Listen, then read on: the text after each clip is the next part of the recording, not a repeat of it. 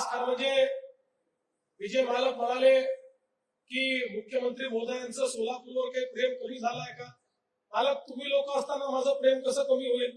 तुमच्यावरच प्रेम आहे तर सोलापूरवर प्रेम राहणारच आहे. पण मी तुम्हाला सांगू इच्छितो की 2.5 वर्ष उपमुख्यमंत्री होतो तरीही सोलापूरचा ट्रॅक सोडला नाही. तुम्हाला माहिती आहे, सोलापूरची पिण्याच्या पाण्याची जी आपली पाईपलाईनची योजना होती पूर्ण अडचणीत होती. त्याच्यामध्ये सगळ्या अडचणी दूर करणे, त्याचा पुन्हा नव्याने टेंडर काढणे, त्याचा कॉन्ट्रॅक्ट करणे, त्याच्याकरता माझ्याकडे वित्त खातं होतं, पैसा उपलब्ध करून देणे, हे सगळं करून आपण या लाईनचं काम पूर्ण केलं. आणि आज मला अतिशय आनंद आहे की सोलापूरमध्ये आता बंद पाईपलाईनने आपण पाणी आणतो आहोत. एसटीपीचं काम देखील, आपल्या WTPचं काम देखील आपण करणार आहोत. पण हे सगळं केल्यानंतर सोलापूरकर फार हुशार आहे.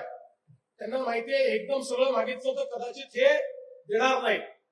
जसं 850 कोटी रुपयाचं पाईपलाईनचं काम झालं तसे हे सगळे आमदार आणि पालकमंत्री माझ्याकडे आले आणि म्हणाले, साहेब पाईपलाईन आली पण आमची वितरण व्यवस्था जुनी आहे, त्यामुळे सोलापूरला रोज जर आम्हाला पाणी द्यायचं असेल तर आम्हाला नवीन योजना लागेल, अतिरिक्त टाक्या बांधाव्या लागतील, अतिरिक्त पाईपलाईन टाकावी लागेल.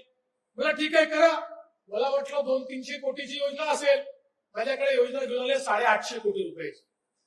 पण काळजी करू नका, त्याही योजनेला आपण मान्यता दिलेली आहे आणि 850 कोटी रुपयाची योजना करून सोलापूर सारख्या माझ्या प्रमुख शहरामध्ये, हे दक्षिणेतली आपली एक अत्यंत महत्वाची महानगरपालिका आहे, त्याच्यामुळे या महानगरपालिकेच्या क्षेत्रामध्ये प्रत्येक घरी रोज पिण्याचं पाणी गेलंच पाहिजे, अशा प्रकारचा आपला आग्रह आहे. आणि या दृष्टीने निश्चितपणे याला देखील आपण मान्यता देतो.